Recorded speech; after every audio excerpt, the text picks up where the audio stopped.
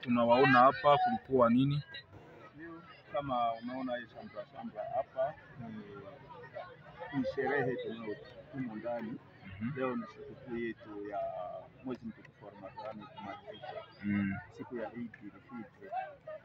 Na hiyo siku inakumbusha nini kwa Waislamu?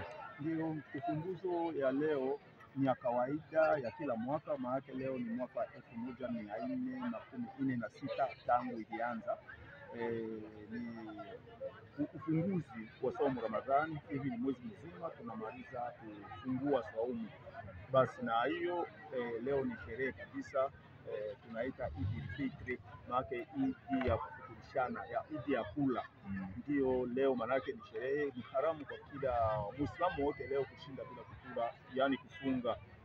Ni heri kukula kwake na kukula kwa wengine na kutembea sana mjini kwa kuona wandugu kwa furaha iliyokuwa kubwa sana. Na wito gani ambao utaweza patia Waislamu ambao tayari leo wanamaliza hiyo mwezi? Ndio, asante sana journalist.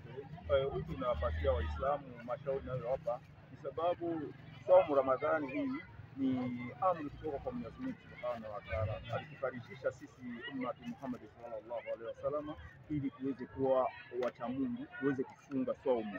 Na ile kufunga saumu, basi saumu ni mwezi mmoja tu peke yake, na kwa hiyo ingine yote ni sunna, ni wajibu, maana yake ni lazima.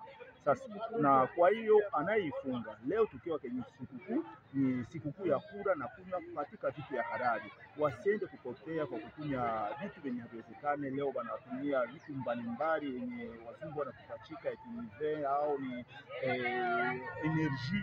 Sasa unaenda kuta watu wanaikamata, wanafungua, wanatia vitu vyenye haviwezekane, wanatumia ni secret.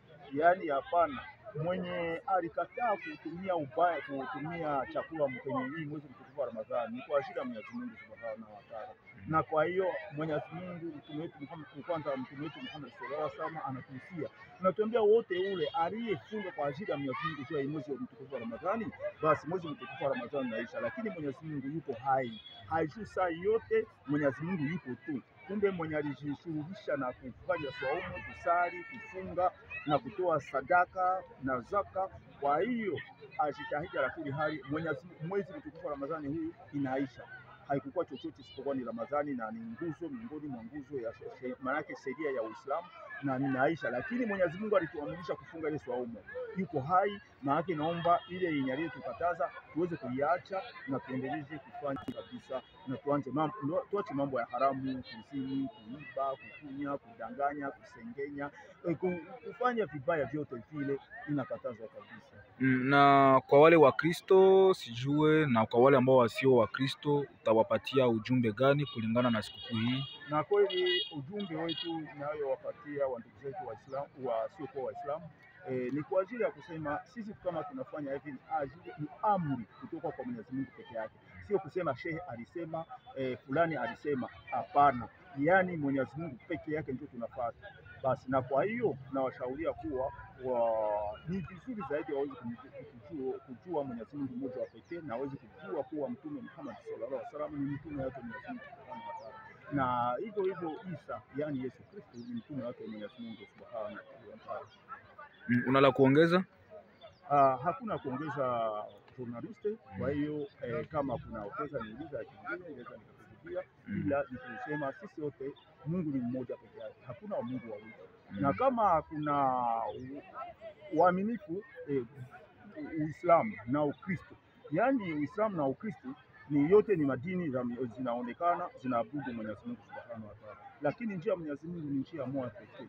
Yani kama mimi nasema niko Muislamu na unasema uko Mkristo, kama mimi kama siko katika njia ya usawa, maana yake wewe ndio uko njia ya sawa.